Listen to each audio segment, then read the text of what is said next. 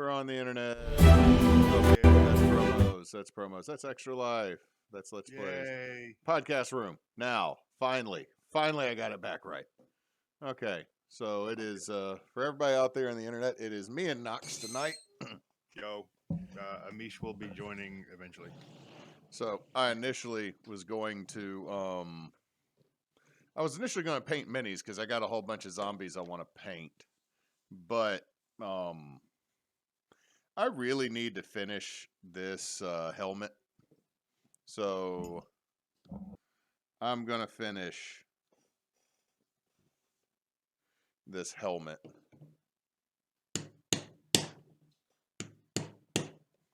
Is that coming through it really loud? A little bit. So are you in a position where you can see my video? Yes, I can. Okay. So you want to see something sexy? Sure. I mean, we are on Twitch though, so don't go too far with it. Ooh, what are those? Are those your putties? That is most of the putties. So I've got that sheet.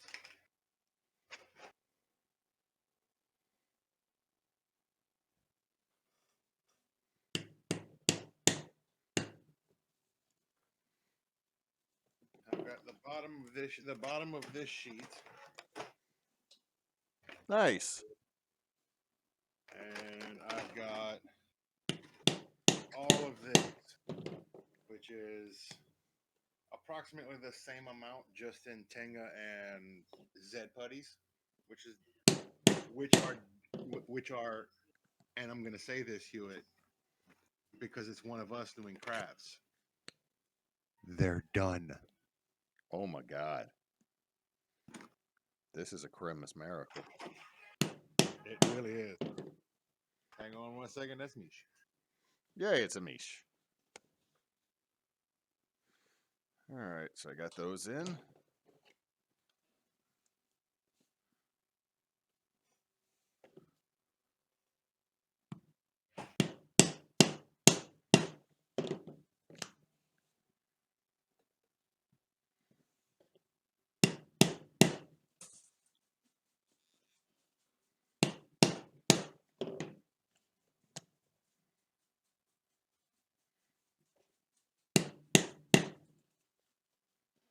I'm going to need to tighten you soon.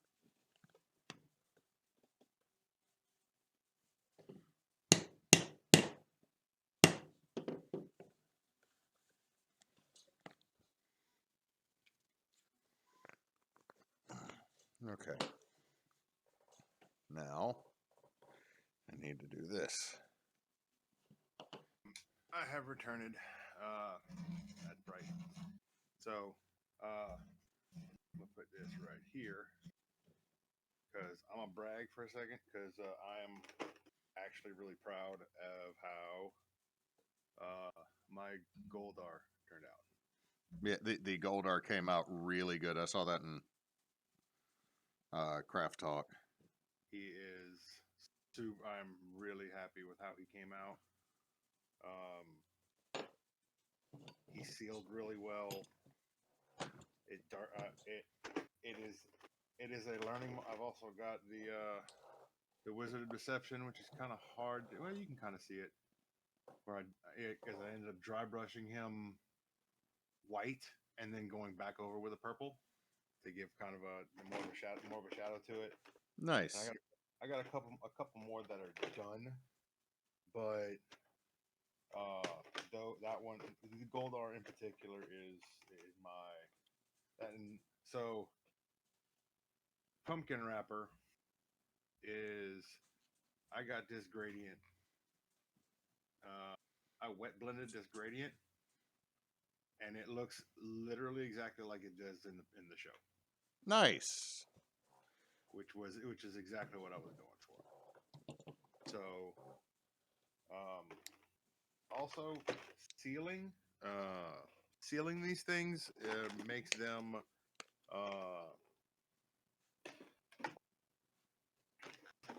darkens them. What are you using to seal them? Clear coat, rattle can clear coat matte, and it does darken them just a bit.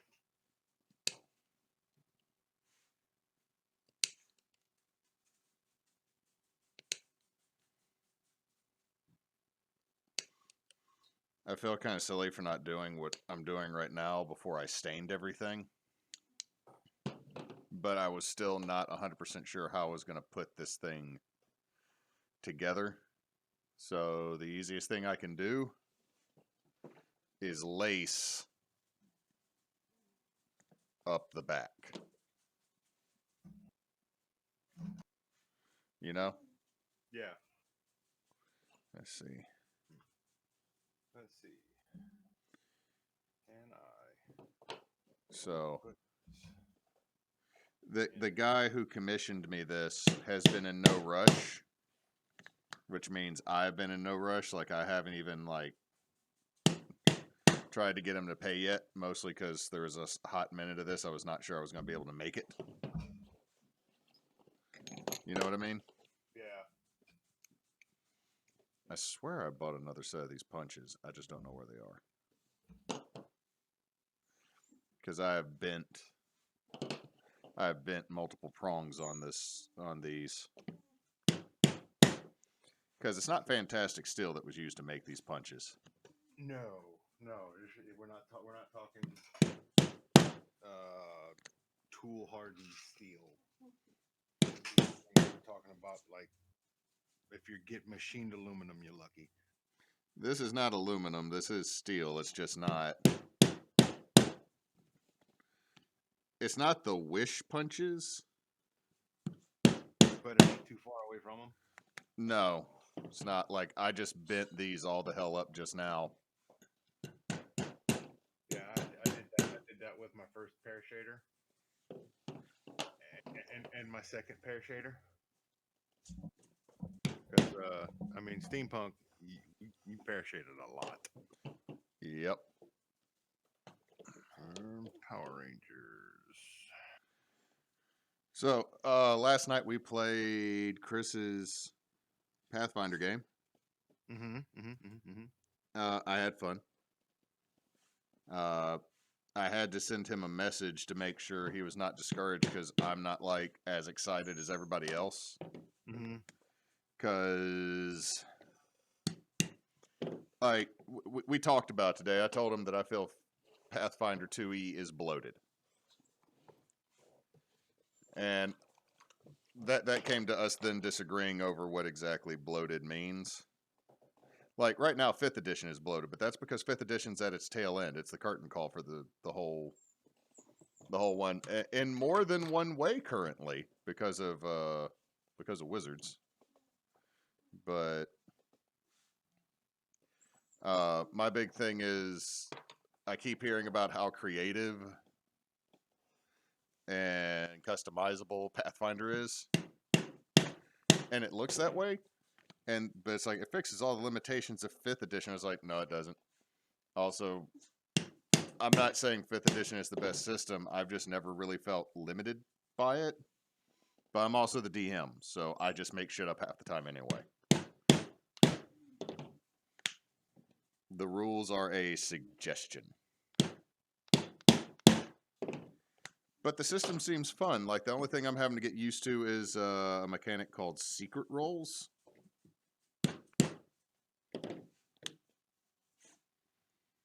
Which everybody else seemed very familiar with, and I'm over here like behind the 8 ball going, what the hell is this? I don't know what this is. Explain it to me. Dewey, go. Dewey, other side of the room.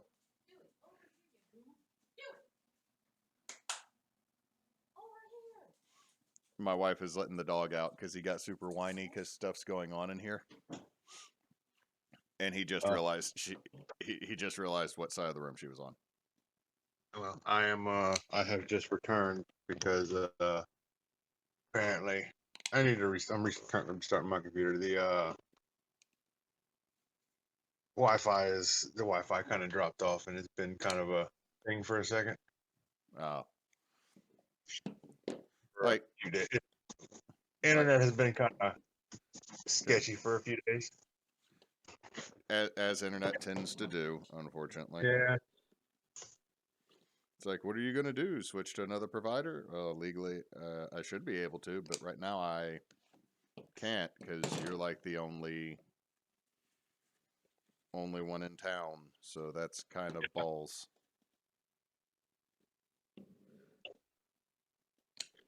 All But right, computer. the game's really fun. Like Claire and Moose's characters are kind of neat.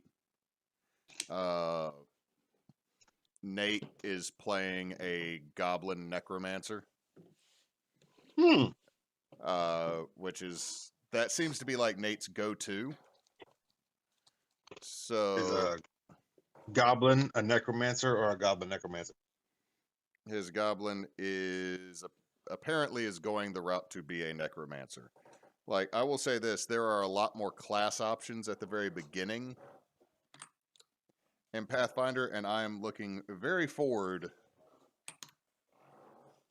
to learning more about this system because it's not one I would pick up on my own. Yeah. And because sorry, I lost you roundabout the bloat comment. Looking into it, it's, I mean, it's basically 3.5. It has a lot of 3.5. It's got some neat additional mechanics. I mean, it picks up where Pathfinder First Edition was at, and I played a good bit of the first edition of Pathfinder. I mean, I still got the core book for 1E. And the Pathfinder has a place in my heart because it picked up where 3.5 left off, and I was a huge thing of 3.5. I mean, that until 5th edition came out, I mostly played 3.5. It was a Dungeons and Dragons game. I talked to Chris about this. One of my problems I have with Pathfinder right now is, and it's just the videos that the algorithm has popped up for me while I was looking for rules, and I clicked, hey, let me just click the first one and see where it takes me. And and let me guess, it ended up taking you down super like hyper focused. This is some of the things that this is some of the offbeat shit that you can do with Pathfinder. No, it took me down a line of what I've kind of run into at the game store. Is it? And this is the thing, man. Part of it's me, and part of me, but I'm still gonna say this is a fair assessment about a lot of things. There's a lot of nerd culture that I avoid, like the plague. Like I love Star Wars. Star Trek is neat. I just never got into it because it. I just never got into it. My family always watched Star Wars. Like we would watch that together. Yeah. But there's always a guy. Well, Star Trek is technically a better science fiction franchise. It's like, shut the fuck up, dude. I'm gonna go watch Star Wars more now just because of you.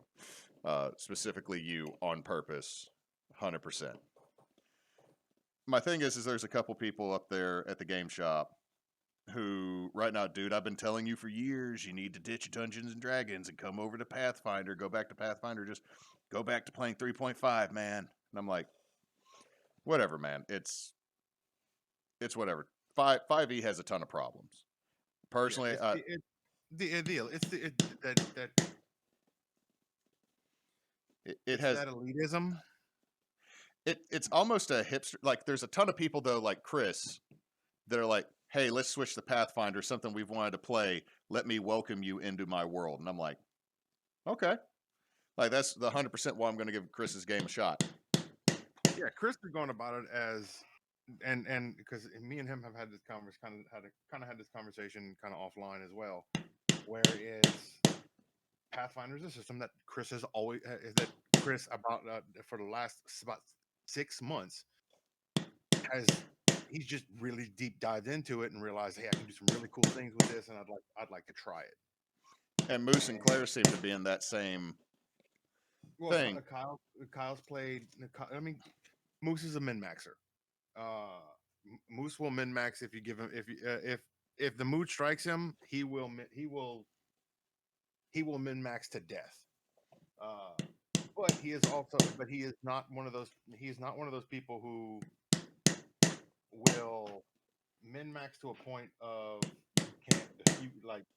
He heavily leans into when you min max, there is a min. So there is always an extreme disadvantage to min maxing. I mean, okay, so here's I guess let me describe my Keep take. talking. I can hear you. I gotta go change my water. Cool. Talk about the my take on Pathfinder so far. It is a fun system. It is a lot. The reason I said it feels bloated to me is because they shoved everything they could into one book. Like right away, we're going to put as much as we can in, show you all this stuff, how creative it is, and it's a lot right at first, which is one reason I feel it's bloated. I think I feel like that's less of a bloat issue and more of a cramp. Well, I mean, the reason I say it feels bloated is because, and this might just be me, is that 100% I feel that they were like, we're going to make a feat for absolutely everything, and I don't feel that's necessary. We're going to show you all these options so you feel like this is so much more open, but all you've done is just expand the size of the box so that you can claim you're so much different than what's already out there. Because, I mean, it's like, the thing is, it's an easy thing to take a shot at D&D. And it always has been because, you know, it's the game, because sexy people played it online and we could watch it. To me, and again, this is probably just me, and it also might be my not understanding it, so it's one of those things I want to be wrong so bad,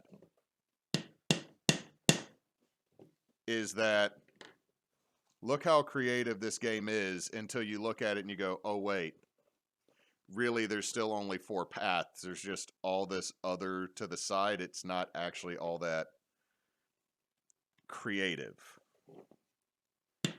But the biggest thing that shapes this is, and it's the reason why, like, you won't catch me ever playing Warhammer. Unless it's with friends that I really trust and really like. You were some of the people I first met with this were so shitty, and then now let's just dump and dunk on D&D because we have the option to, because right now it's super unpopular because it's that victory lap mentality.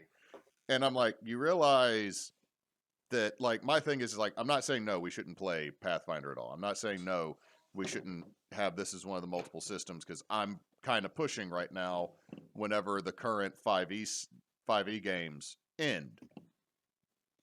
We should give some other things a shot, not just 5e. Mostly because I do not want to give Wizards of the Coast free advertisement. Yeah, and that's the thing. So, but my thing is that it's like, since Pathfinder First Edition, there's always been these people.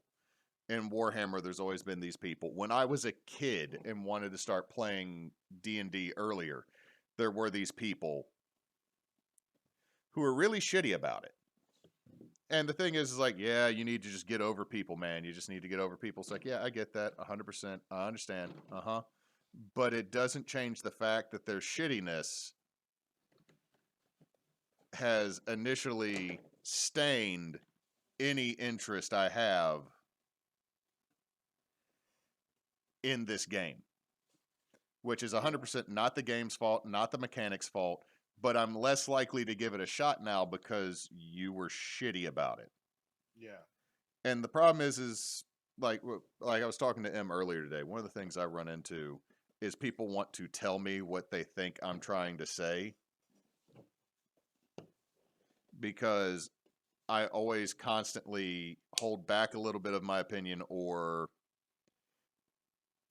I double think about what exactly I'm going to say because I don't want to upset anybody.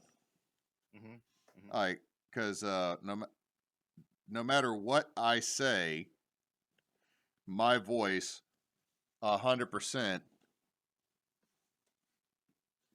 affects how it comes out. So I might be saying something that I don't think is a problem at all. But other people take it a different way because my tone comes off the way it does. So then people try to tell me what they think I mean when I'm like trying to express my disinterest in something or something along those lines. Like I'm expressing that I'm not super into this and that I might not want to do this. And then I've said, well, I think what you're actually saying is you just aren't really 100% sure this is what you want to do right now. And I'm like, maybe, but also it could just be that at the moment I just don't want to do it. I'm not saying no forever. I'm just saying right now I don't want to do it. Or I'm not sure about this system, but I'm still willing to give it a shot. But like my big thing is so far the one mechanic that in Pathfinder 2E that I'm not super digging.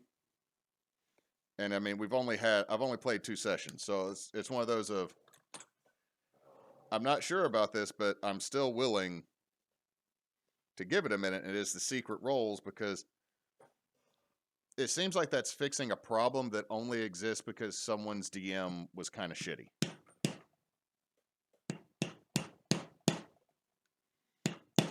Like, oh no, I rolled a 3. I automatically failed. And so now I, as the player, know I did this. And I'm like, well, I mean, or the DM could just nod at you and go, okay. But, like, I get the point. Like, secret roles are supposed to kind of be, oh, hey, you don't know if you passed or failed this or not.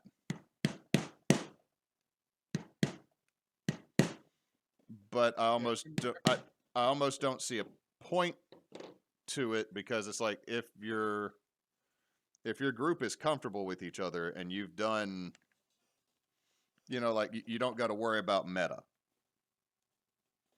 I can, and coming from like with our group,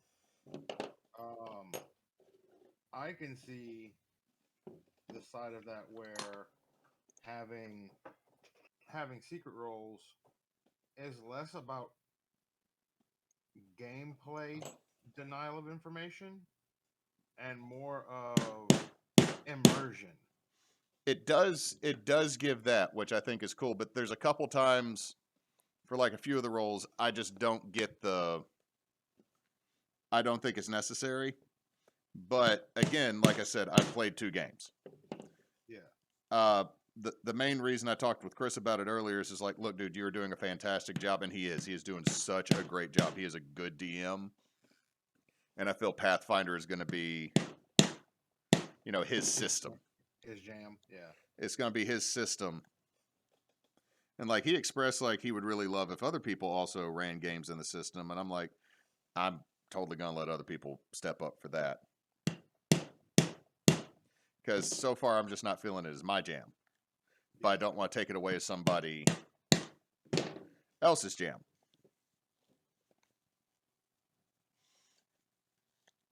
But the storyline's good. The characters are good. Chris has put so much work into it. He's given me the heads up of when I need to pay attention for stream purposes. So that I can be ready when he throws up a document so I can adjust it so that everybody can witness it and read it online as well as us, which is like really cool from the technical standpoint and the producer standpoint on my end. Yeah, because you're recording and then editing it, correct? Honestly, I don't usually have to do that much editing for our games because we don't One of the things our group's really good about is not leaving moments of empty, no speech time. Yeah. Now, that speech time being relevant to what is exactly happening right there in the game, that's another. That's Oh, another issue. that is. However, I'm not gonna address that one. That's a dangerous. That's a slippery slope. But it is one of those that I think that again this is his jam. He's doing a great job, and I want to support him. I just want it to be like, hey, I'm not gushing over the system.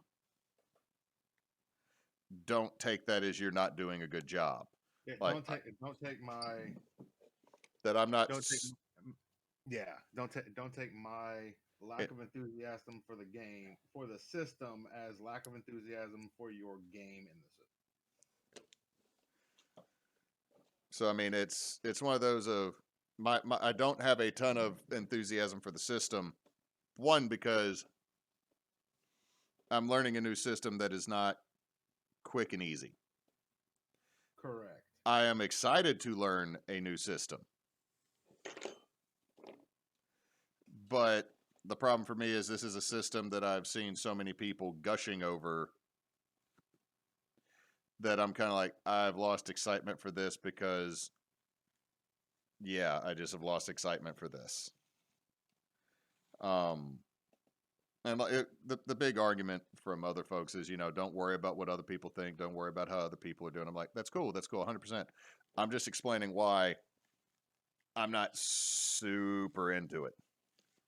I hope to be proven wrong. I hope to be super into it by the end of this campaign. Like, I would love by the time we finish this that I am chomping at the bit to play another game in this system. Yeah. And Chris is doing a really good job of teaching it as we go, because he is also learning it as we go. And because it's new for everybody, it's going to be fun. I think it will be fun, and I think it's going to be great. But I don't know. It's one of those of like, hey, kicking something when it's down is not really my jam. Yeah. And nobody in our group does that, and only a few people up at the game shop do that. But it's been, like I said, it's been enough to be off-putting. Yeah. Like Paizo seems to be a good company. They seem to work with fans way better because right now, WotC following the Hasbro model, we're not valuable to them unless we are spending copious amounts of money. Like Hasbro wants D&D to be the next billion-dollar property, like Magic the Gathering.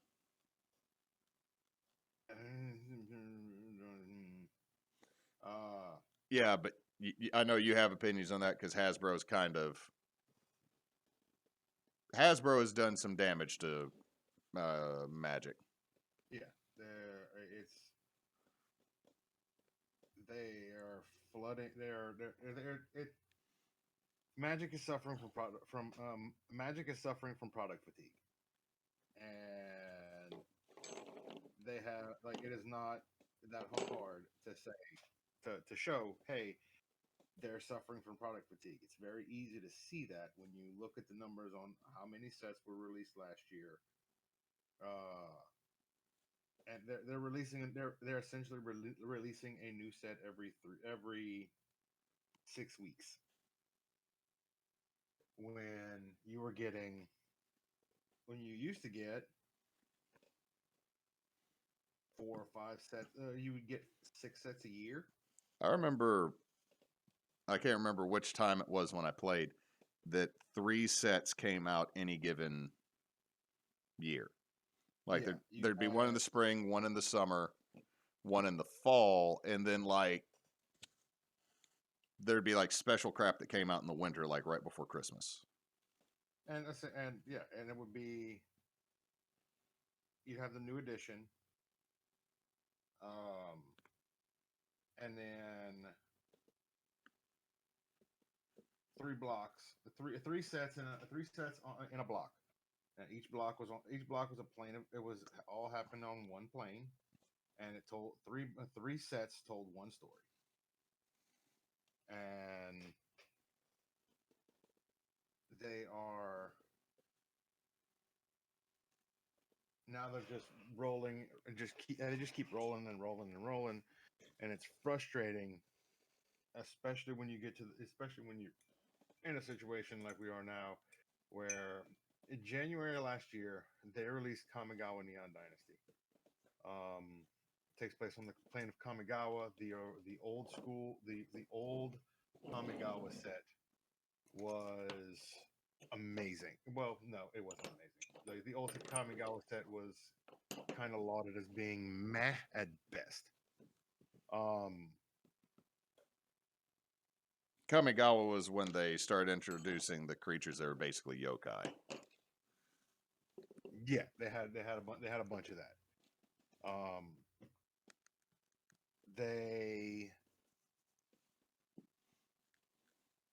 They went back to Kamigawa, and it's been a while since they went back. And what they did was they turned it into uh, it's cyberpunk now. That's basically what it boils down to. It is very much a cyberpunk situation. Uh, you've got cyber ninjas and tech augmentations and all kinds of other really cool shit. The set was amazing. Um, so much so that eventually what I would like to do is I would like to put together a Kamigawa Neon Dynasty cube to draft from, which is basically you get pretty much one of each card. You get three of each common, two of each uncommon, and one of each rare and mythic. And you put it in a box, and then you draft it. That way you get to go back and experience that set over again with just that set, just those mechanics, and it's amazing. Uh, it's some work to put. It's a little bit of work to put together. But it is in fact ultimately worth it, in my opinion. But there's so much more that they could have done on that plane, and with that story, especially when you get into the lore of it, which I'm a huge fucking lore nerd. When it comes to the properties that I like, uh, and the story was rushed, and that's got everything to do with they tried to tell multiple what used to be a multiple set story, or would have been a three set story, or a two set story in one, and to be one and done. And it's disappointing because it could have been so much more, man. It was so good. Well, I mean, However, go ahead. they Sorry. yeah. However, they did it. They set up, and ultimately the old system with three sets in a block was honestly it was for most sets and most stories it was too much. The you getting into the third set, everything ended up kind of going to shit because it's pretty much the exact opposite problem that they're having now. They had right now they don't have enough time, or enough time on the plane to tell the story to tell the story that they want to tell well. Back in the old days, they had too much time on the plane, so they would end up stretching things out, and which would cause some continuity issues and stuff like that. So they would have the exact same problem they're having now, only it was because they had they were trying to tell the story for too long. That And now season just kept going on like One Piece. yeah. And uh and now they like I said, they legitimately have the exact opposite fucking problem.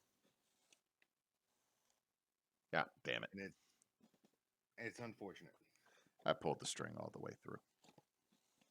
Don't pull the string all the way through here. I know. I really wish I could just be punching holes right now, but this is one of those things like with making the helmet. I have to do it bit by bit to make sure I don't fuck it up. Mm-hmm. Like I was like, I'd really just like to do like make sure that I can do snaps on the face mask because I feel like it'd be cool to be able to take the mat or the lower face plate of the helmet off. Yeah. But to do that, I have to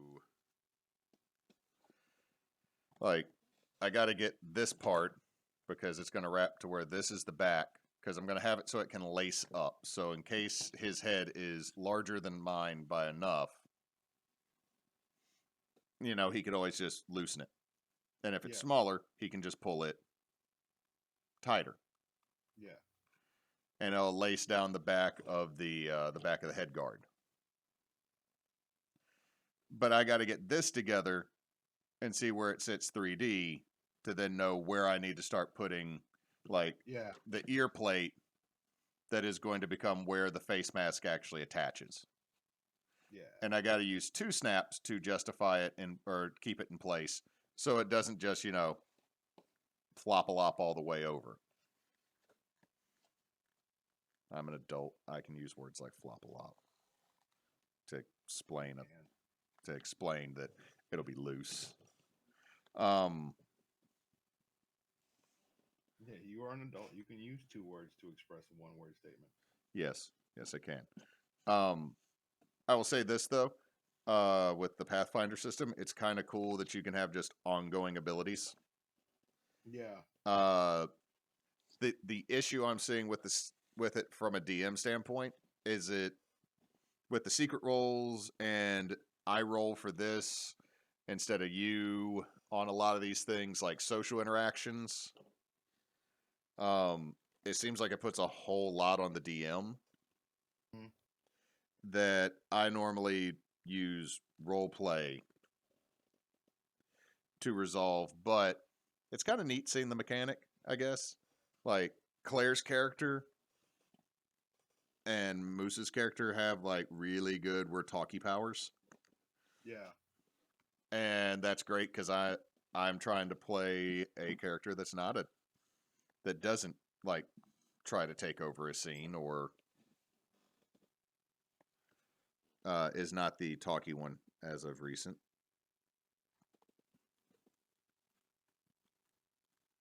Okay, I gotta re-hit these holes because like in Nace's game until recently I've been the one that does most of the talking because, you know, charisma score. But I also have my bard or my warlock boy also will call bullshit on things with NPCs that apparently I shouldn't say he's not supposed to.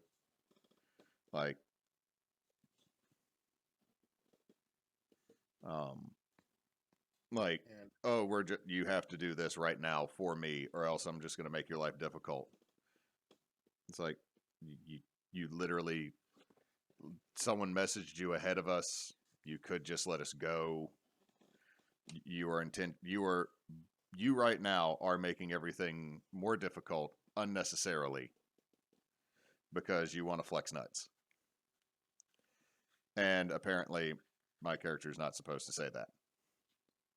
So my character has backed off a little bit with that, and let the biter, the bard fighter, who can be a little bit more eloquent, handle it, which is probably for the best. but in this game, I'm definitely playing a character that is not meant to be talky. He is just awkward. And then Moose's character is like, I am in your face 24/7. I am fabulous. Because he is a swashbuckler named Pez Pancake. Yeah. I love Pez Pancake. Yeah, I do too. That pancake is pretty dope. Like, I love everything about this. He has also told my character that Kegmoth, who is very naive, yes, his family did create the breakfast food, the pancake. So Kegmoth thinks his family is like culinary royalty. Are you playing a halfling? I am playing a orc tiefling combo that was going to be in a 5th edition game that Chris was going to run.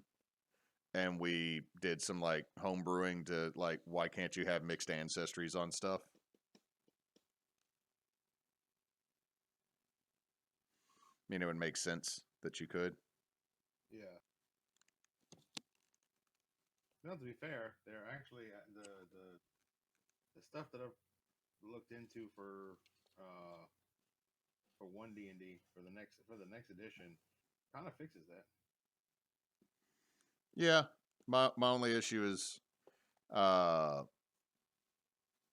it's one of those things that I think we all saw it when they started mentioning it. 1D&D is meant to be online. I don't think no. I think what they're trying to go for is they're trying to go for what they initially wanted to do with 4th edition. Well, from a lot of what I've watched with it, and I won't say too much on it because we have at next month we're going to have a whole discussion on it. Yeah. Is the guy that's in charge of 1D&D, like the CEO that said things are under monetized, has little to nothing to do with WotC. Yeah. And this guy is in charge of a lot of the online activities, and he wants to take, like, the idea is, like, for a while he still wanted to destroy the God, was it D&D Beyond, because he was going to try to create their own version of that program. I mean, And right now what they've revealed, they did, but there was still almost a plan to tank it because they're like, our version's going to be better, and then someone's like, hey, we don't need to reinvent the wheel here. We just acquired a property that does everything we were talking about doing, and we don't have to reinvent the code. We don't have to change things. So, but with the way they revealed it, they revealed what looked like, tokens from Hero Forge. They looked like they were using Tailspire in their 3D model for Environment Online. And so some of the other stuff that people have put out there is that 1D&D, they will still publish books, but not as many. The goal is to get people online in a subscription service so that there are no more additions to D&D. There's just a constant ongoing update to the rules. There's also talk about greatly upping the cost for what would be basically a DM account, taking homebrew off anything but the highest paid tier of accounts. Like, everything is a microtransaction online service to muscle out things like Roll20, Tailspire, and online token generators. Because they're like, well, we should be getting a cut of this pie because there's all these other markets that are tertiary or secondary and tertiary to ours that we should be profiting off of. And the problem with that is role-playing communities have always been communities based around creativity, ingenuity, and you gave me the rule set, you gave me the stats for a dragon, but I am now going to take this in a completely different direction that is balls ass crazy for my players. Say hello to Mixel, the marvelous mix-up magician that everybody hates. Say hello to paper beholders that have wands instead of eyes. Because you've given me the mechanics, I can now go elsewhere and do great things with them. Yeah, I can do what I want with them. Yeah, the problem is that the folks that are in charge of a couple levels of WotC come from a video game and online gaming background. And they can't get their mind around that we will walk to the next system instead of playing this.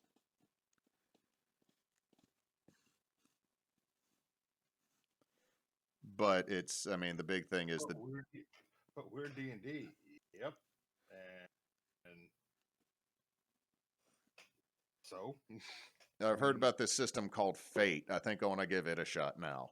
Kind of is the response to that. I mean, that again, it's what has ruined the golden age of D&D, or the second golden age of D&D, is greed. But as you put it, we have opened up the golden age of TTRPG to where we're all going to say, okay, I've been getting just this one flavor of ice cream. I now see that there are like hundreds of flavors of ice cream. I want to try them. And because, you know, they messed it up, now I'm not buying their ice cream no more. Yeah. And it will be interesting, and it will be fun. It will be frustrating. It will be great. So what you're saying is it will be the status quo. Yeah, it'll be, I mean, it is. I mean, all that is changing for me is that I'm willing to give other games more of a shot now, because the parent company of one of the games that has kept my friend group in contact for years has decided to be a butthole. And that makes me sad, but I ain't losing my friends over this. We're not going to stop doing what we do over this. Correct. We're just going to do other stuff. Yeah, we're going to try other systems. Hell, Chris keeps talking about wanting to run a Exalted game, and he and I could pull one of those out of our ass. Also, I'm going to lean into the camera real quick. I don't know if it's going to actually show up.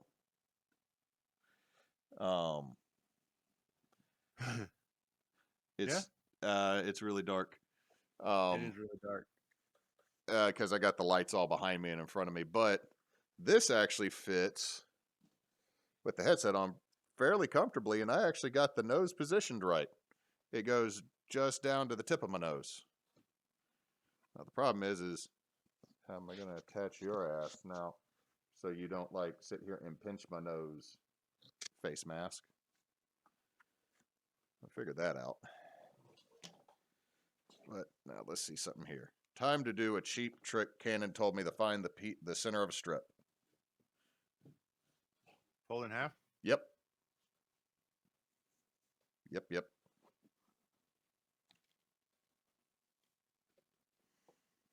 Here's the deal, though. I've been tempted to cut this strap, but then I just have a strip of purple that I don't really need. How does that look from the front side? It will totally guard. Okay. So right here. Right here. Right. Okay, hold on. Right here.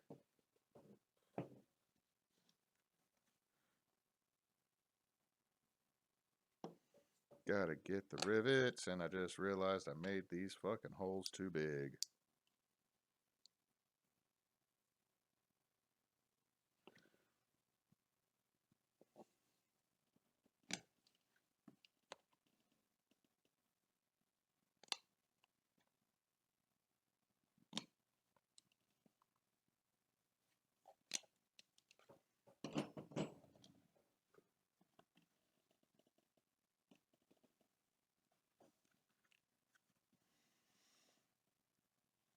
But oh, I need to I didn't tell you my my good not real people story from Home Depot this weekend. Oh, which one? So normally I tell you that my child's like about to get me into a freaking fight at the Home Depot. Mm-hmm. So we go in because my workbench, I put outlets on the front of it. Mm-hmm. I bought one of those extension cords that plugs into an outlet. Mm-hmm. That only was it didn't have both ends on it. It one end was just the wires. Mm-hmm.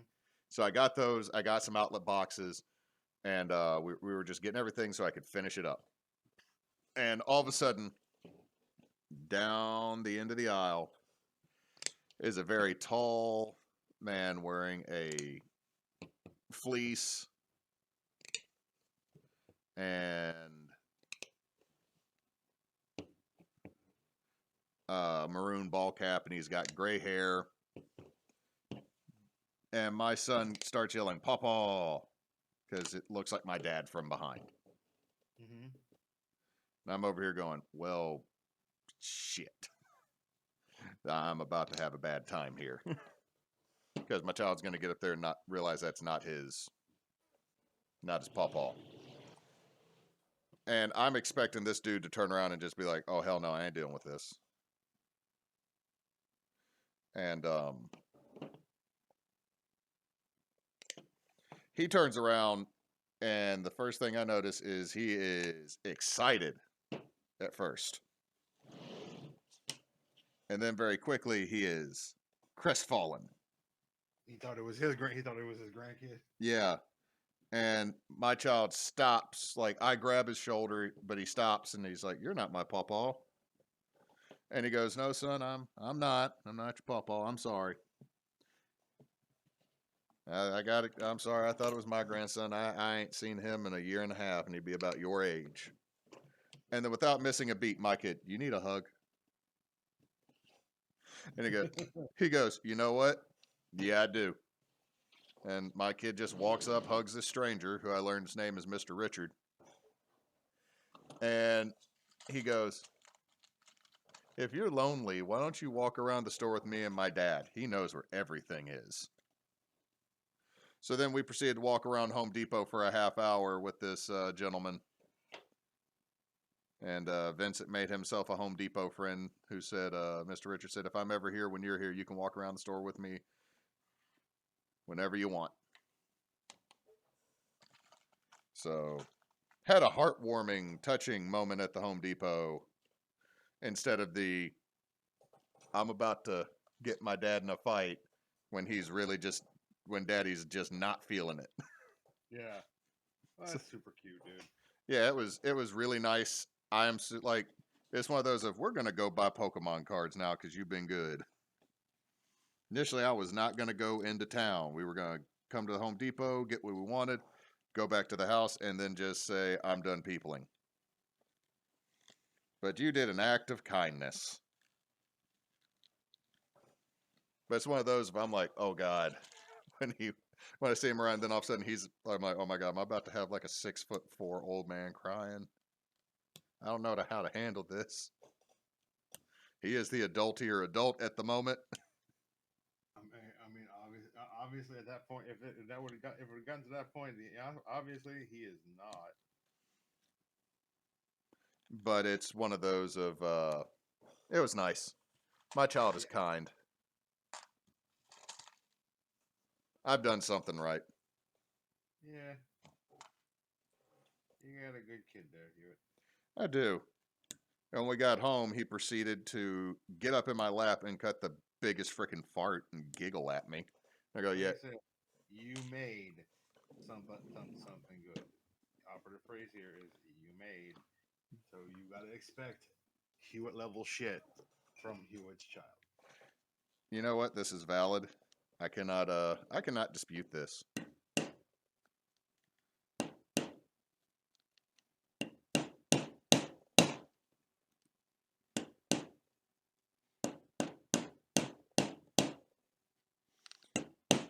You know, I don't do enough leatherworking, but anytime I start riveting. I'm like, $125 for a rivet setter ain't actually that much. It's not. It's just I don't rivet enough to warrant it, unfortunately. Oh, I go I've been doing this since October because again the guy said no rush, and I'm still trying to figure out exactly what it means to I'm selling leather to people. This is the second commission for LARPs,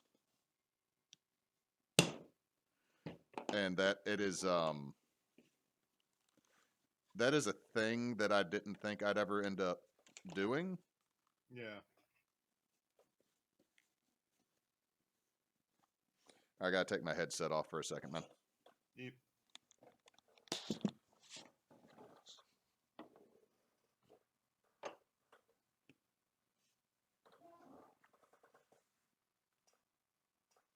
Also, I'd like to go ahead and take this opportunity to apologize to anybody that's in chat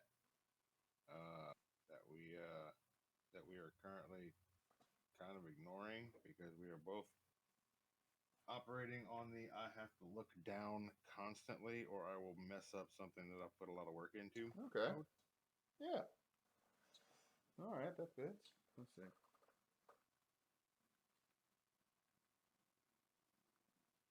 Here. Okay. That's that. That looks pretty straight. All right, I'm back, and I think I know where I can put these holes or these ear covers. Well, these look all pretty straight. So, turn him around. So far, not terrible. Red Ranger. Yeah. Nice. Oh, come on. Nice. If I can get a good focus, which I probably can't. He looks. I mean, it's a little blurry, but I get it. Yeah. So it's pretty. Lines are pretty crisp. What am I looking at? Gold, red, black, black. Oh no, I gotta fix that. Hmm. Hmm.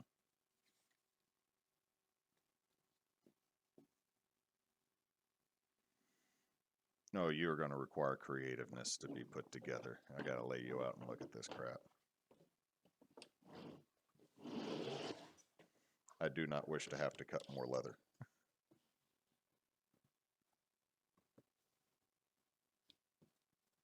Oh, okay. Like that. That's how I will do it.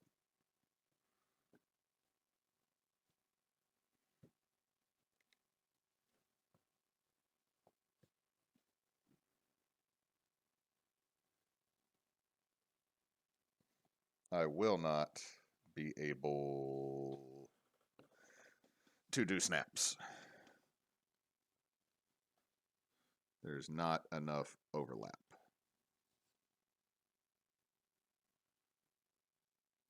I need to see if I got another small brush.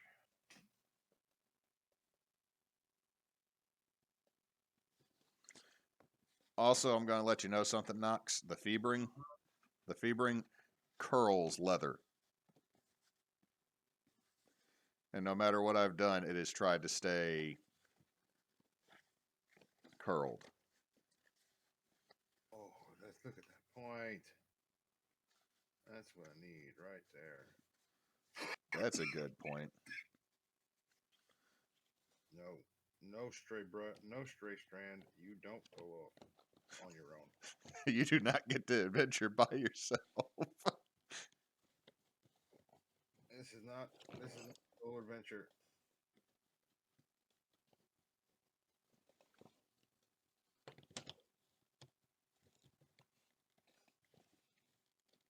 Gonna miss the side cutters.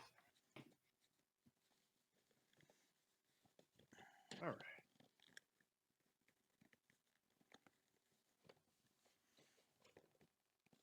Okay, real quick, y'all. Am I gonna need to trim more of you off to fit in there? answer is yes.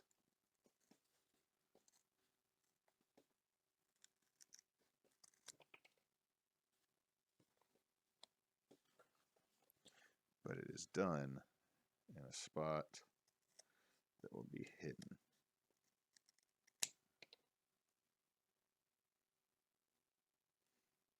But if it looks like it'll be visible, I will go back and repaint you, because that is an easy fix.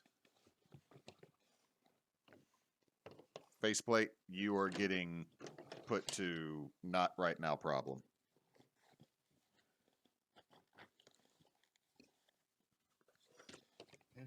That's a lot of Jesus. That kind of went everywhere, didn't it? Now I gotta go back to the red. Touch ups. Yeah. Okay. Where are you versus the front?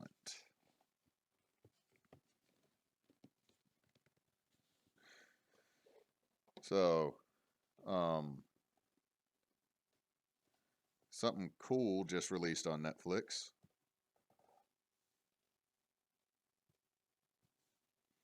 What might that be? The next season of Demon Slayer in English. Ooh. It's the train arc. I don't think it's the movie. But I'm trying to. Yes. Is the movie the train arc? Yes. Okay, so the movie was like 3 hours long. I'm not sure, but if I'm not mistaken, yes, I think so. If I'm not mistaken, the entire the train arc is literally the second season. Okay, Like, I was the trying. train movie is the second season. Okay, I met the Flame Hashira. I know he is nicknamed Donut.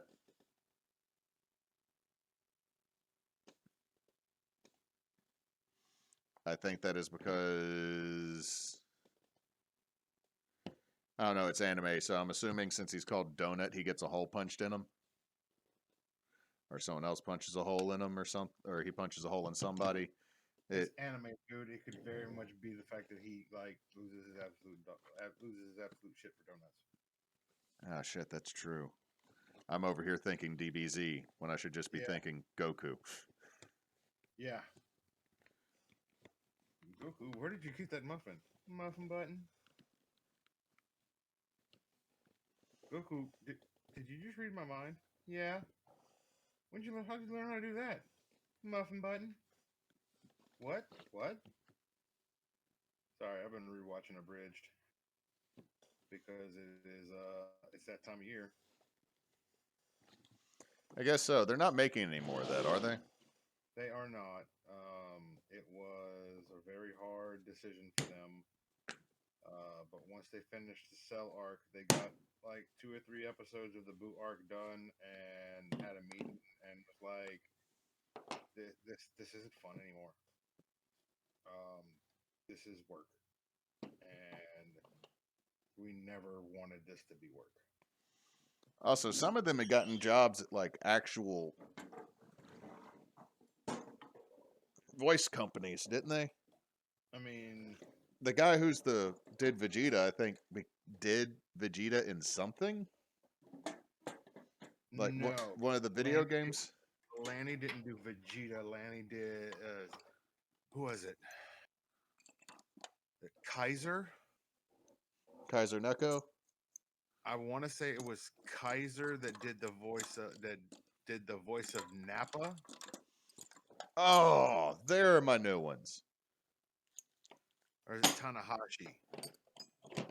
I think it was the voice of one of them. Ended up doing their voice, doing the person that they voiced in the series in a couple of the games. Somebody I know was going to be the understudy for Greg Ayers.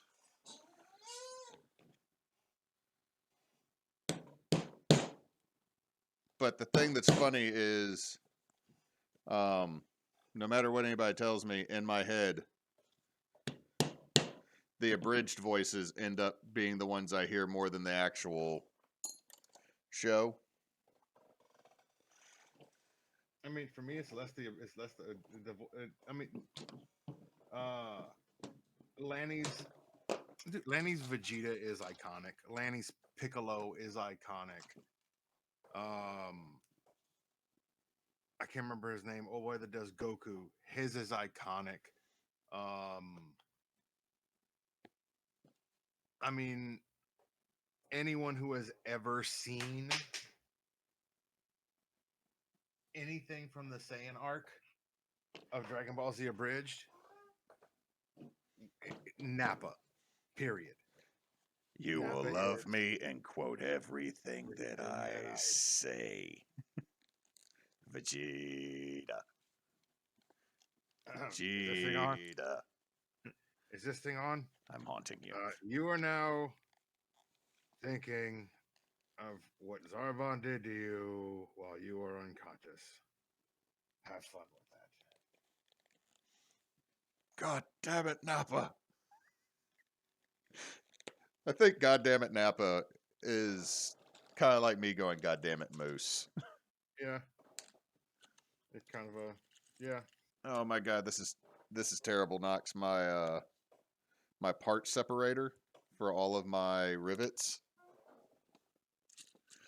I don't Separated? know. Started lifting, and so I have a slow incursion of bright gold rapid rivets trying to fall into like all the compartments right around it. And no matter what I do, it just makes it worse. It could be worse. It could be line 21's trying to fall into line 22's. Oh God, don't do that. Don't do that. Don't put that evil out into the universe. I just don't, because my whole heart just is like, All right, so I need. Okay, I'm going to let the ones that are in here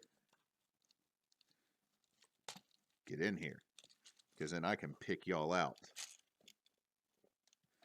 Come on. Damn it, come on. All right. Let's get this black out of here so I can really start to be a pain in the ass, because of course I'm going to do is belt buckle in 3 different colors. Ha. I think I fixed it until tomorrow when I realized I didn't fix it. I mean, hey. Oh, wow. I still have... do you remember when Tandy ran the textured copper rivets? Yeah. I still have a couple of heads of those from when I made Tim's men's shoe armor.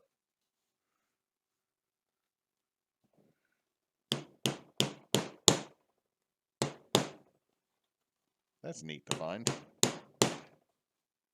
I think of all the armor I've made, mine up in the attic and LeBlanc's Zane armor are the only 2 surviving armors. I think the rest of them have All made their way to Valhalla. yeah, like Chris has no clue what happened to his the armor that I put all the Goetics on. You remember that set? Yeah, the Arquette. No, that was actually the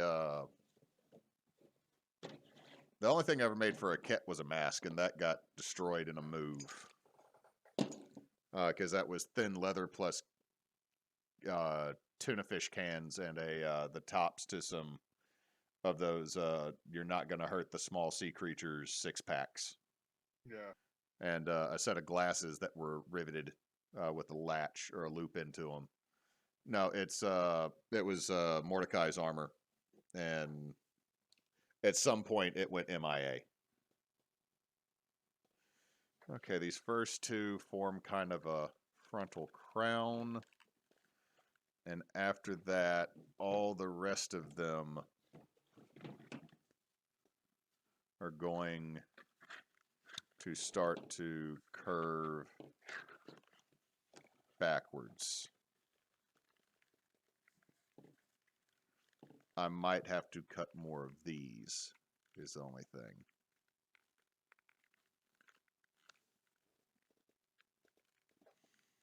Oh shit, I have to punch holes in you while you're bent.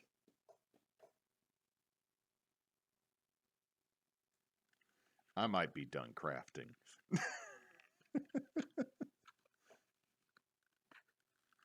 I might be done crafting for the night, Nox. Because I just had a revelation I don't like. Yeah. Oh, okay. Visor.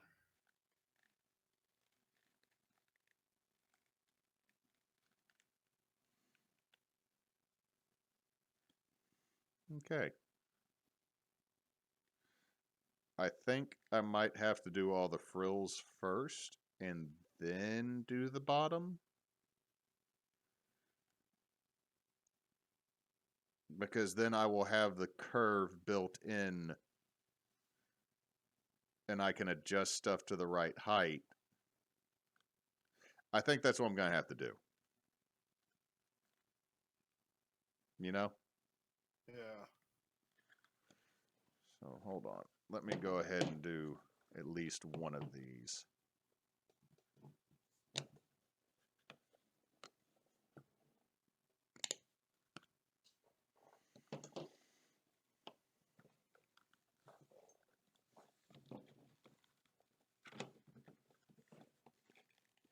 Oh, not looking forward to the silver part.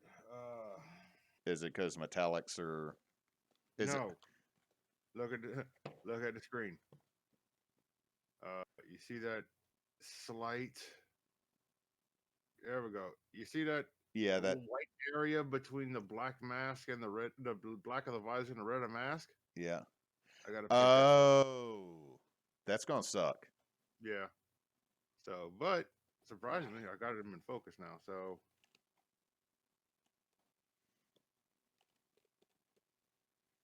No, not if you hit that when you hit him with like a red wash, it's gonna pull out all those little bitty details. Oh yeah. Just don't none oil them. No. That's actually how I got all of the. That's actually how I got the really cool effect on the putties. There we go. Like in the cracks. You got in the putty cracks. Yeah. And all the details on the back and stuff like that. That's actually how I did. Null oil is how I got all that. Plus, it kind of dirtied them up a little bit, which gave it kind of that kind of marbled gray, like the putties actually are.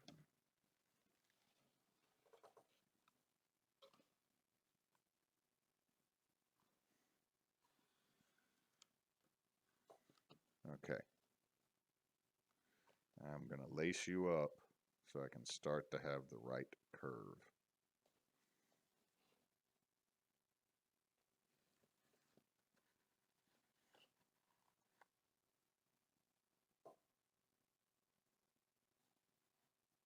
Oh, let me look at him. Okay. So the Mastodon helmet may get painted completely black and then dry brushed white.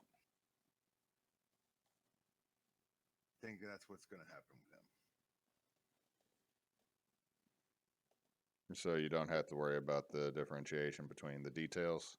Yeah, because I'm so not panel lining this model. The little details on it. Plus I think the primer I put on it's a little bit too thick. Actually, some of the smaller lines are a bit clogged. However,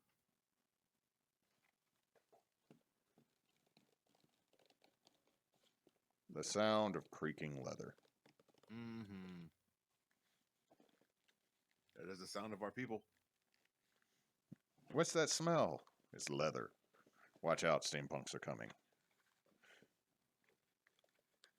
There's just a stampede. Oh, I saw that saw a post popped up on Louisiana Steampunk for the first time in Yeah, it's Gwen. Saw Jacob. advertise for, huh? I saw Jacob in a picture. Yeah, it's trying to get advertisement. Just she's starting the advertisement push for Makerspace. Cool. We did not. Kyle and I did not get in It is what it is. in for the tables.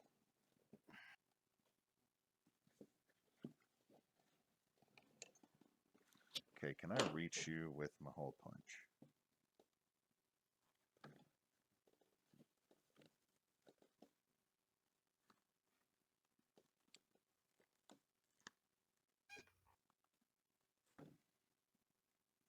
I'm gonna go up here with it because honestly, that just makes it easier.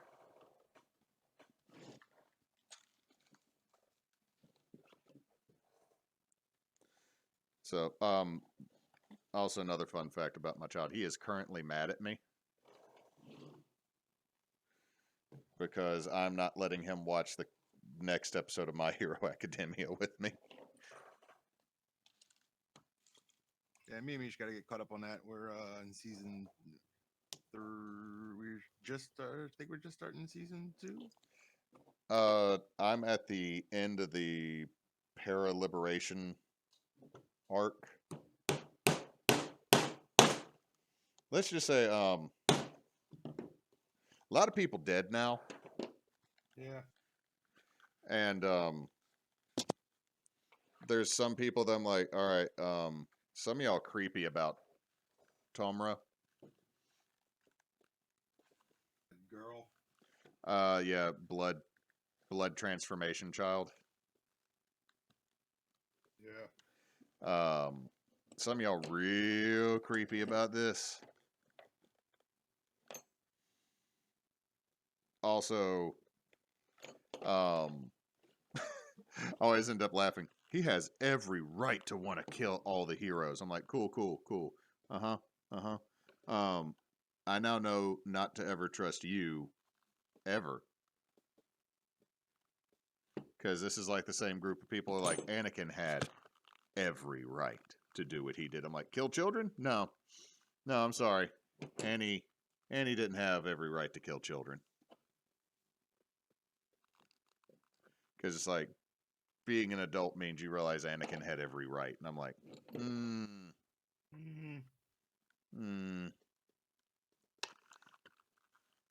I can't trust you with a sharp object is what I'm kind of feeling now. If you get like moderately displaced or made mildly uncomfortable by something, you might decide you have every right to do something terrible. So I'm just going to say no. I'm going to slide all the sharp pointies away from you.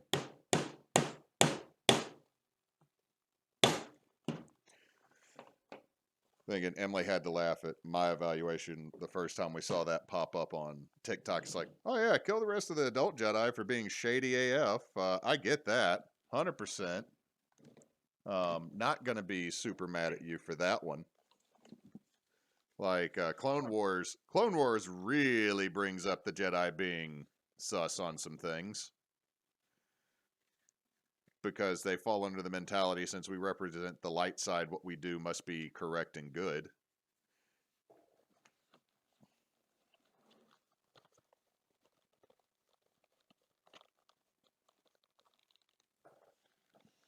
But it's just one of those of, yeah, child murder doesn't, no. And he doesn't get a pass. Also, Anakin Skywalker's a bitch. Darth Vader's kind of cool and absolutely motherfucking terrifying. I really dig Clone Wars Anakin. After a while, he wasn't as terrible, but I will always stand by my statement of Anakin Skywalker is a bitch. He is the honor roll kid that didn't have to try, and then life just kind of fucked him up. It's like, I have succeeded at everything. I should already be at this level. Yeah, no, like, we're just not doing that yet. I will fucking burn everything.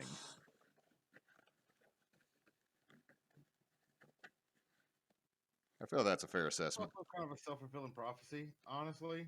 Yeah, they should have Uh, not. They honestly, it's like he'll bring balance to the force, bruv.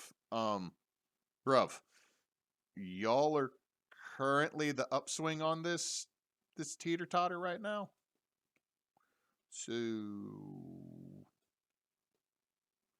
just saying, like if he's gonna bring balance, he's balance means both sides, bro. yeah, and he did. He did. Then again, technically, his like I don't know, man. It's one of those like with the newer movies. I really wish they would go back and do like young Luke stuff because at this point, Luke seems like a burnout with the way the movies went. Like I do want to see some of the cool shit from the expanded U, or was it Legends? But they don't have all the rights to those, so I know I'm not going to see all of those.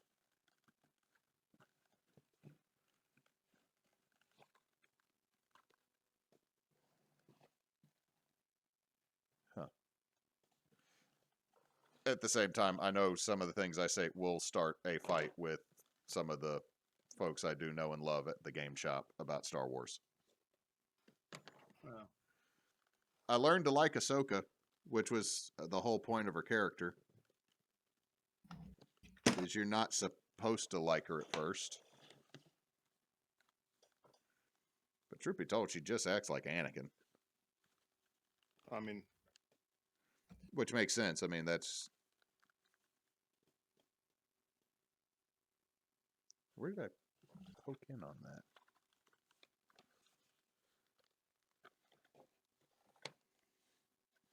Oh god, this goes to Canada. International shipping is a bitch. You want to drive to Canada? It's almost cheaper.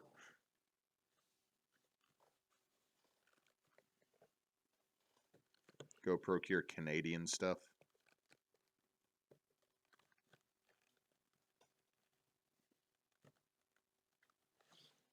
Figure out what the hell a Tim Hortons is. Tim Hortons is a donut shop, dude. Is it? Yeah. Or it's kind of like Denny's. Oh, never But mind. they're kind of known for their donuts.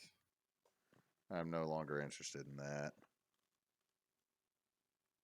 Let me rephrase that. It's what Denny's is supposed to be. I've also learned we actually have a. What Denny's wishes it pretends it is. I learned we have a Denny's in Monroe. Grand Slam ain't terrible.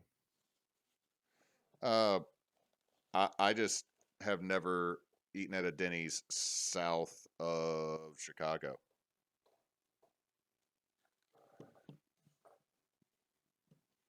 And I've eaten at one Denny's, and it was in Chicago at an anime festival. And I felt so bad for that staff. Like, I love my people, Kyle. I also know my people. And my people are about willing to throw down on in defense of the Denny staff from other anime nerds being douches. Yeah.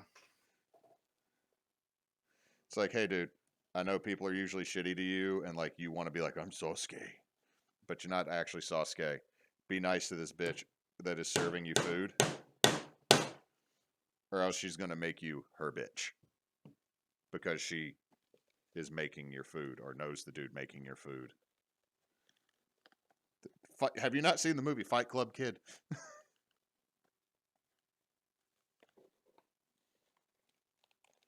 I said that to one of my students and then realized that how old that movie actually is.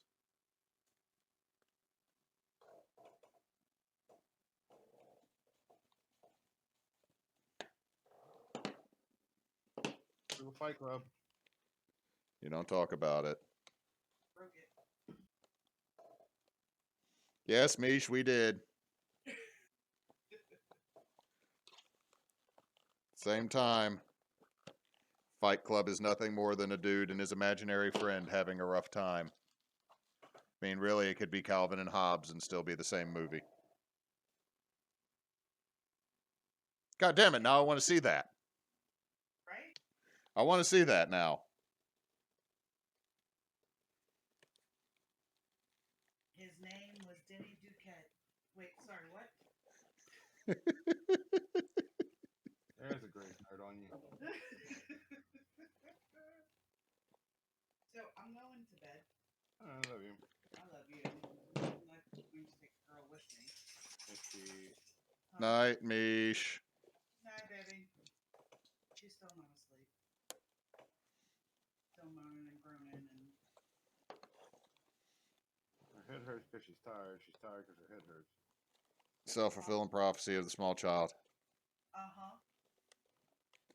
Mine has done that. I'm not tired. I just feel grumpy. We'll go take a nap. No. Oh no, she went skating earlier today Yeah, she went roller skating at a party and ate ass. Oh no. and has a bruise and a knot right above her temple at the Ooh. end of her eyebrow. So Ew. She legit has a headache. yeah. I'm sorry she beefed it that hard. Yeah. So, she got a little bit of sympathy, so I'm gonna take her with me. I love you. Oh, I love you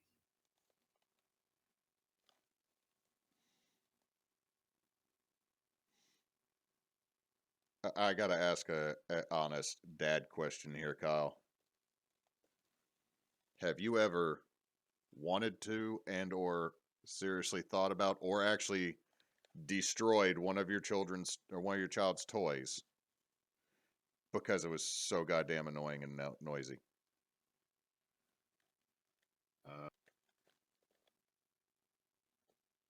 The answer to that is I have not. I have, however, let the batteries run out on a toy that she didn't realize needed batteries and went, oh, it doesn't work anymore. Sorry. I have not destroyed any of Vincent's toys on purpose, but he has a Paw Patrol watch that when you set the timer, it makes a very loud, audible click for every second that passes. And then the alarm is one of those damn dogs howling. 90% sure it's Marshall who can't get his shit together. I'm so glad he has grown out of that, of watching that show. Like, Is Misha asking me why I didn't like Paw Patrol? Yeah. yes.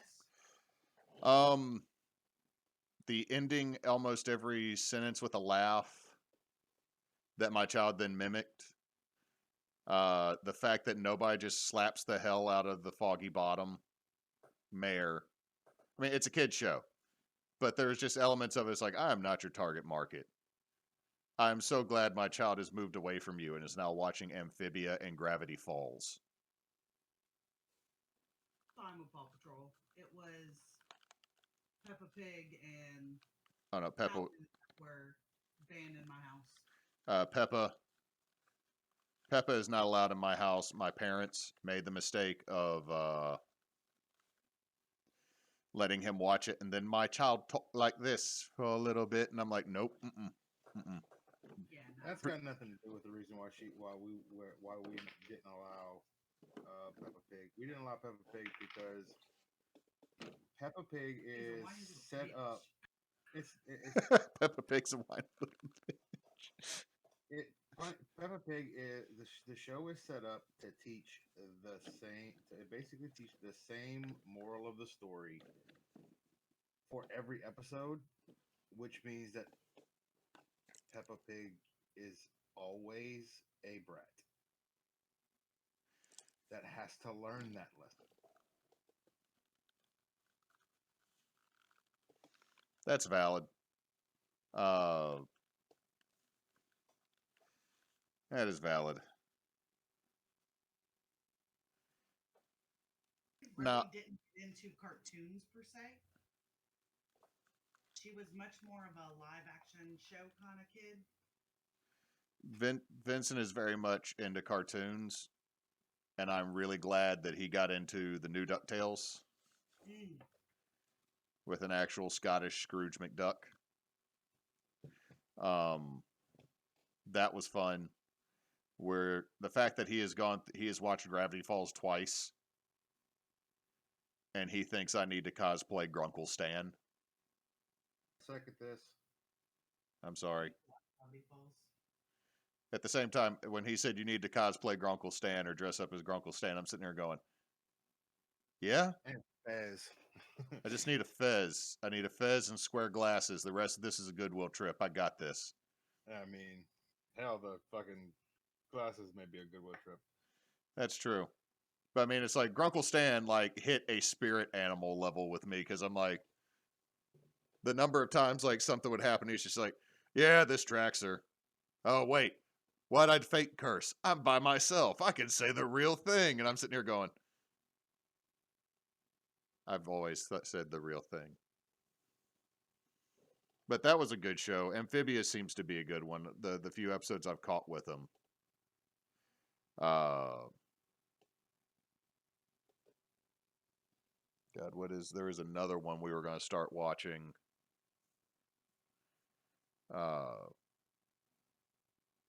We haven't really looked at Star versus the Forces of Evil.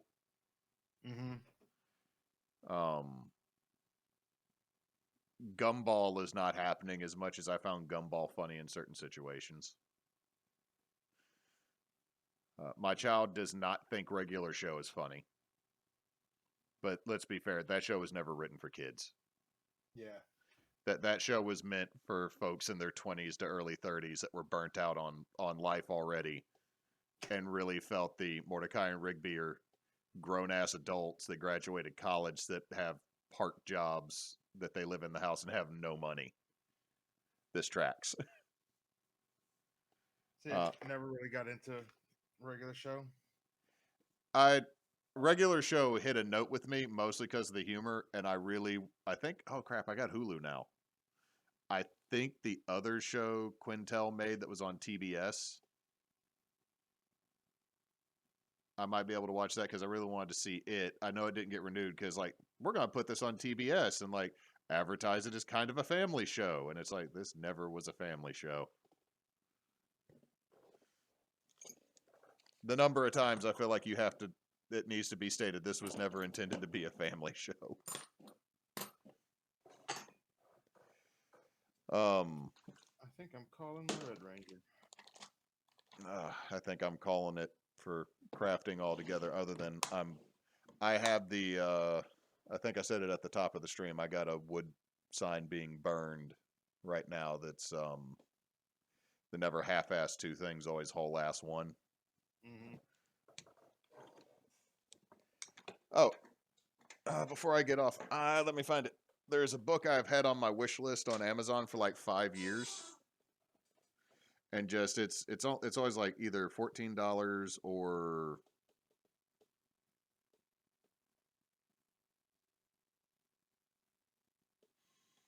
oh god, somebody at my school is trying to get me to buy crap. Why we make things and why it matters. Who's this by? By Peter Korn.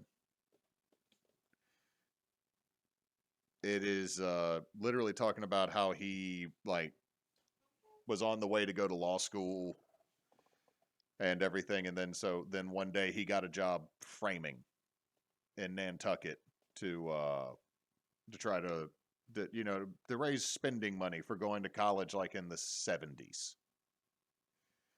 And he ended up finishing college but not doing anything with his degree or going to law school. He went and started framing and then started making furniture. And talking about why it's important to actually make things with your hands, because now he runs a school.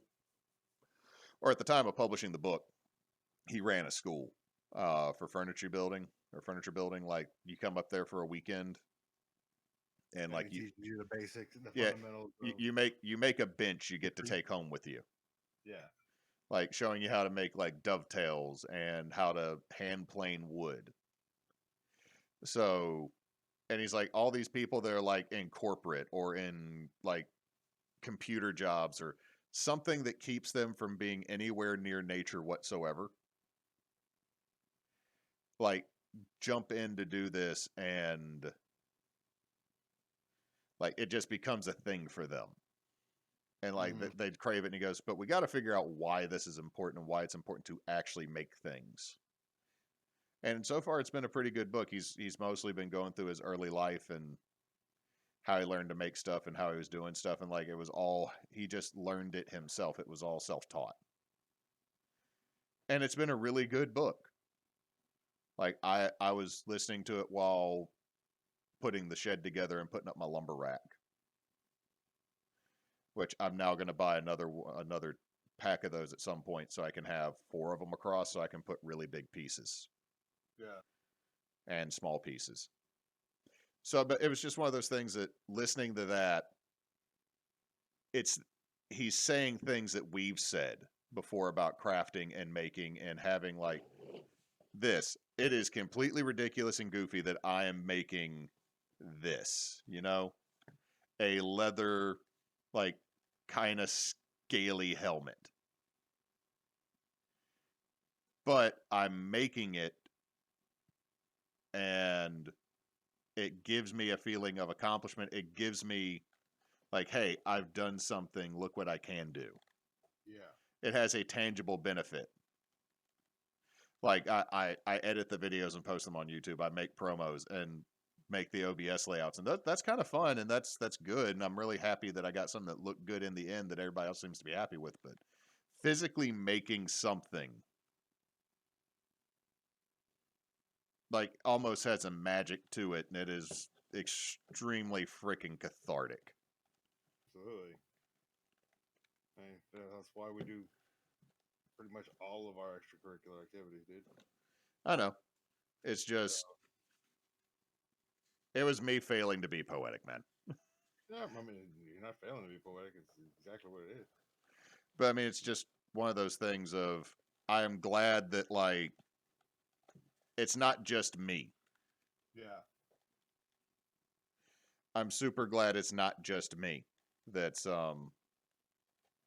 that feels this way about things. It makes me happy that I can actually make some, like years ago, like 10, well, not 10 years ago, but like 15 years ago, if you told me I would have been crafting leather and building like furniture, I would have told you that you're full of shit. I'd also tell you that if you told me I was like semi-professionally running DM or D&D games or streaming. That goes back to the conversation that I think most all of us have had with Cedric in the very beginning. It's, man, your shit is cool. I could never do that. And his answer, Cedric would look you dead in the face and go, "Why?" Oh well, I mean, I don't know how to do that. I know how to do this. I didn't know how to do this 5 years ago. Well, I mean, I don't have this. I don't have the stuff here. I got an extra hammer, and I got some extra tools here. I mean, I can't just do that. Why? You got hands. You think it's cool. You like it. It goes back to, and this I end up kind of blowing Mad Dog's mind at one of Cedric's birthday parties when they were still here, when they were still in New Orleans. I looked at her and I went, you know, as, in a community, and as far as the steampunk community goes, I follow him. She's just like everybody else does. Like, yeah, like, okay. What you need to know is that I follow him because of you. And she kind of looked at me and she's like, huh? Like, I follow him because of you. Specifically, you. And she said, "How?" It's like the take you way, way back to the very first Wizard World New Orleans that I went to. It was the tickets were bought for my birthday, and it was very much a situation of if we're going to a Comic Con, dude, we're going all out. We're dressing up. We're doing something. We're gonna cosplay because it's dude, it's Wizard. It's a comic book convention. You have to. And if this is gonna be the first time that I go to a comic book convention, by God, I'm dressing up. So looking at what we had available, we I had I had passing interest. I had at that point just only a passing interest in steampunk. Who would have fucking thought? And so we decided we were gonna do steampunk. We went out. We went. It was fun. We had a blast. I'm gonna have to do this blue like 3 fucking times. Yeah. What blue are you using for this? It's the Army Painter Ultramarine Blue. Oh yeah, that usually takes a couple of. It doesn't like once it separates, it's a pain in the ass to get it back to get it to come back to get the pigment to mix back properly. Anywho, and one of uh, the steampunk there was a steampunk panel that was being done by Steam Engine Intrepid. Be a buggy. And Mad Dog, that was before the fallout with her now sister-in-law because she became her now sister-in-law. And a whole bunch of other stuff. That was before the dust up between them. So Mad Dog was there with them and was on the panel. And Mad Dog looked at everybody and said, "Do you remember when you were a kid and you would go outside and pretend and play?" Mm-hmm. Who told you to stop?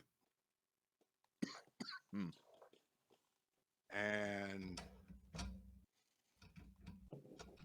she said that, and I went, "Huh."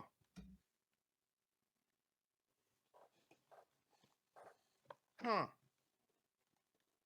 Like, well, that just changed fucking everything.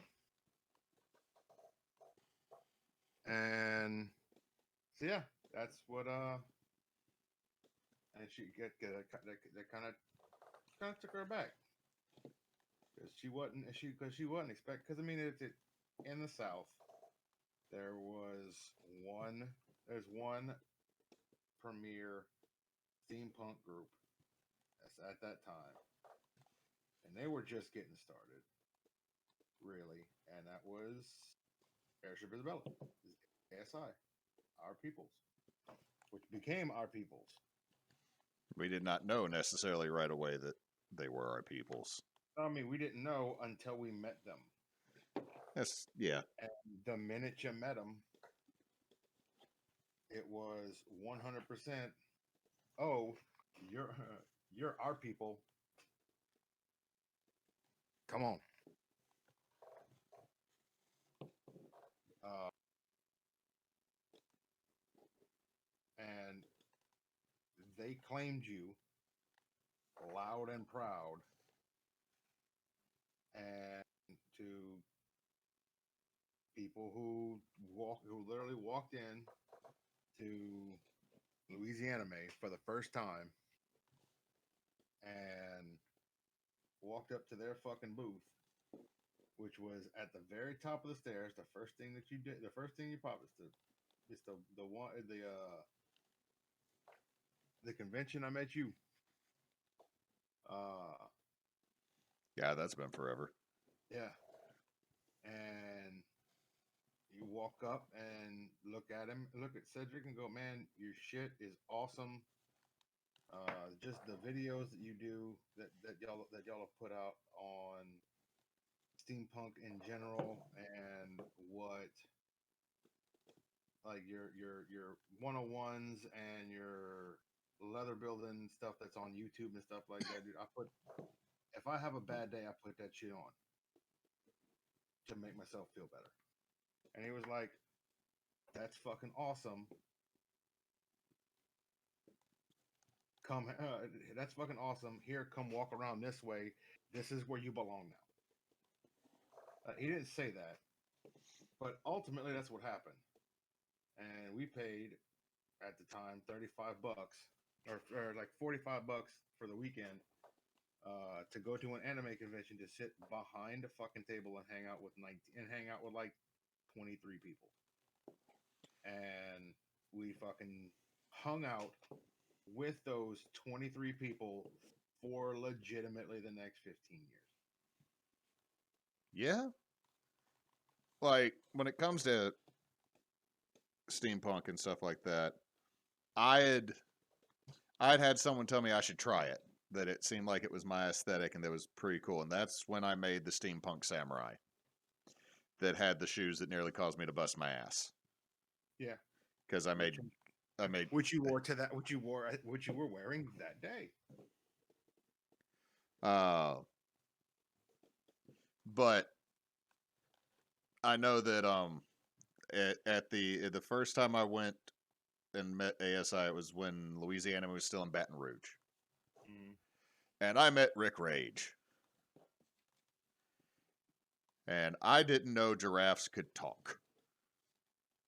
You see, I never met Rick. I met Rick in Chelsea, and Chelsea was wearing, like, I always thought Chelsea was really tall. And I found out the reason why I always thought Chelsea was really tall was because she was always wearing heels, so she didn't come up to Rick's sternum. So I met them, and then they introduced me to Cannon. And then the next steampunk thing I went to, Cannon was at. And it was because he invited me because it was over in Jackson. And then I got Emily into it when we went to one at Vicksburg, and it was Cannon. And then there was the Louisiana anime where we all met. And yeah, that Louisiana anime was kind of a catalyst. It was. And I will say this, Delacruz was still there. Wasn't that his character's name? He got me into actually the little bit of circuit bending I do. Of, hey, you don't have to actually know anything about wiring. It's like, okay, you just have to take this existing thing that can run off of a 9-volt battery and shove it into crap. And I was like, huh. And then EL tape came out, and EL wire came out, and like panels, and I'm like, I can make crap light up like it's Hollywood. Pretty easy and cheap.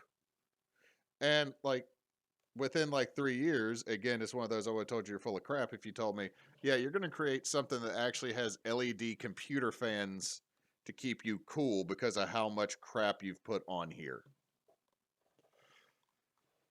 And like everybody clicked, and I'll be honest,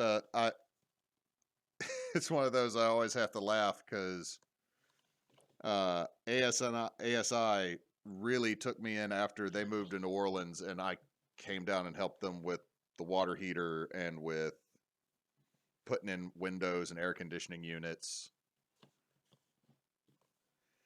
I think that's also when they learned I was not 100% vanilla. Yeah. Because, I don't know, until people get to know me, I come off as kind of a normie. Yeah, but that's because you're used to making sure that you appear that way. True. But also, it's kind of like Christina and Claire, when I've mentioned them, it's like, I feel like I'm literally the least intimidating member of our group. but nobody that doesn't know us knows that. Yeah. Because from far away, I look extremely grumpy. Actually, those Australian kids. Oh, yeah.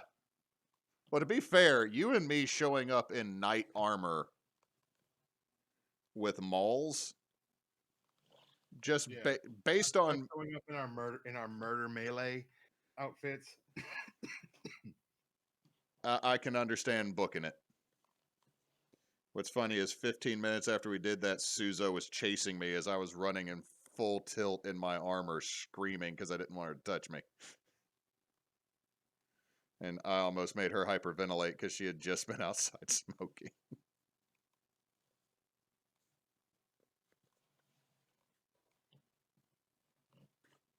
And it is funny to say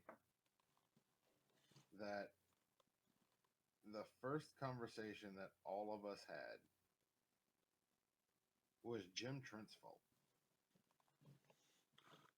Why? Because he was trying to sell us a map. This is true. Hey, you guys, here is a road map of Louisiana that I just went downstairs and bought for $2. You guys put your territories where you're at, what you're doing, and your stuff, and y'all create you guys create your area of the steampunk universe, and then give it to me, and then I will make it, and y'all can buy it from me. And that put me, you, Christina. I mean, other people there, but me, you, and LeBlanc. LeBlanc.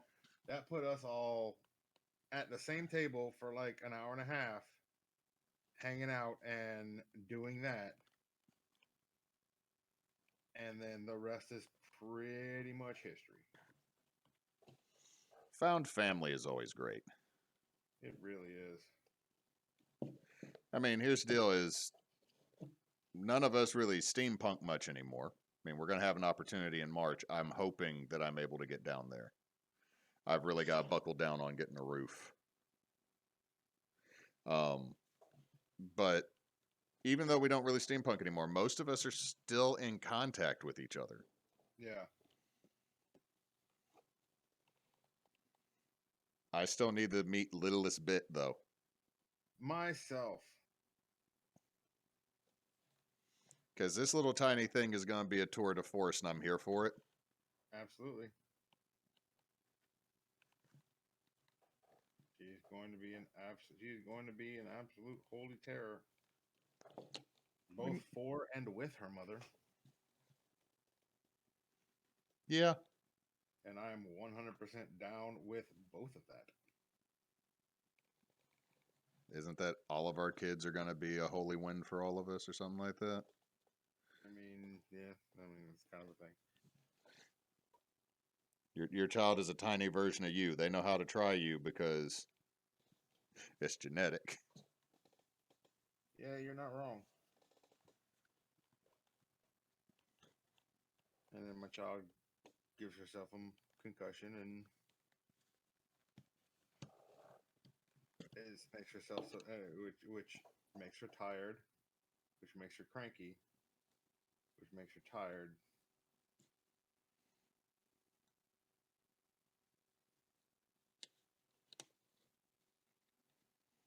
It's a self-perpetuating cycle. I'm tired. Take a nap. I'm not tired.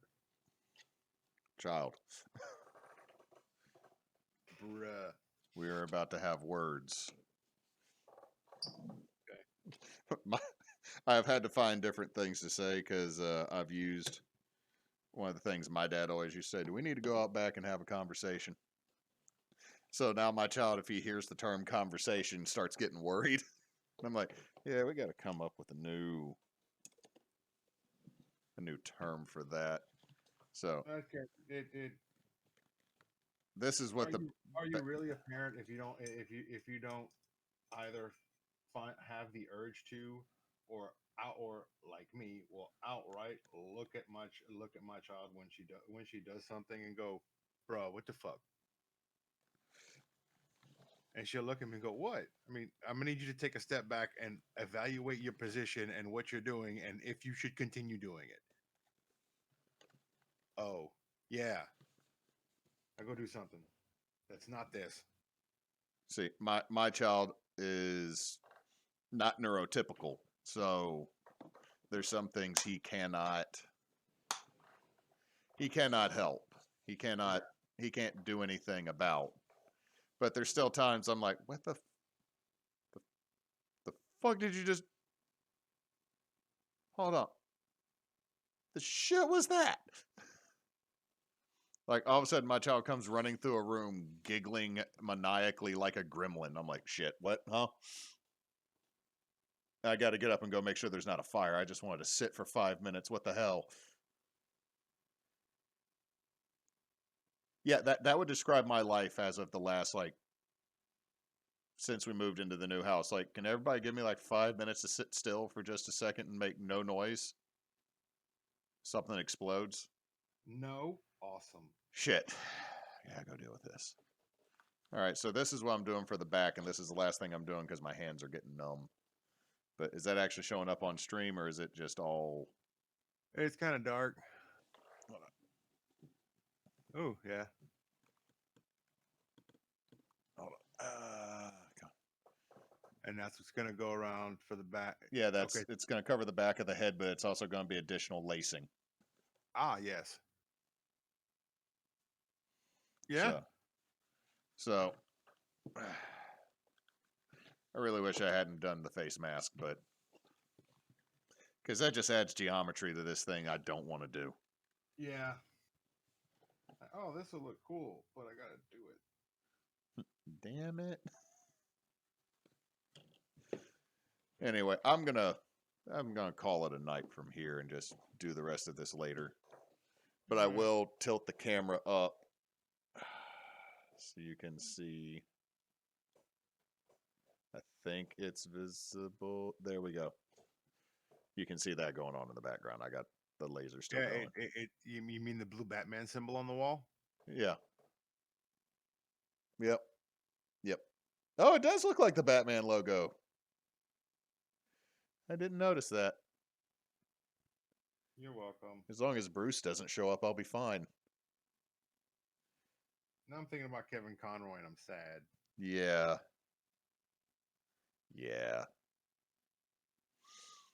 Anyway, let's see. So do the social stuff while we're here. Thank you for anybody that was watching.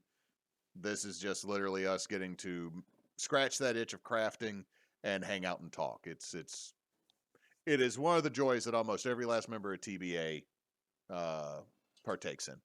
So tomorrow we will be back with Holy Winds. Everybody's got to figure out what they're doing after a major discovery. Wednesday, I think, is normal. I don't think we're doing Redwell. That might be the next week. And then Thursday, we'll be back with Tears of Kairos. And Sunday, we will be talking about video game twists that were surprising and great. And then the following Sunday, we take on the very hot topic for the last, 2 weeks of the OGL and Orc. So we'll talk about that a little bit, give our hot take, throw that out there into the ether, and just add it to the mix of everybody else's outcry about it. So that's what we got coming up. Socials, if you go to teambonusaction.com, which our talented Frecky V made, is a beautiful website that lets you know more about us and about our donation systems and all the others, which, by the way, any donations made between now and March go to the Trevor Project, which helped displace LGBTQ plus youth with therapy and finding a place to stay. So if you can donate, please do. We greatly appreciate it. Also on Facebook, YouTube, and here on Twitch, we are Team Bonus Action. On Twitter, we are at bonus_team. And we also are on Linktree as Team Bonus Action, but I don't know how many people use Linktree. And since Nox, you're actually here. We appreciate y'all hanging out with us. And Hope we were at least a little entertaining, if not comforting to watch, as a lot of craft videos are. And until next time, folks, get the dude and don't let your meatloaf.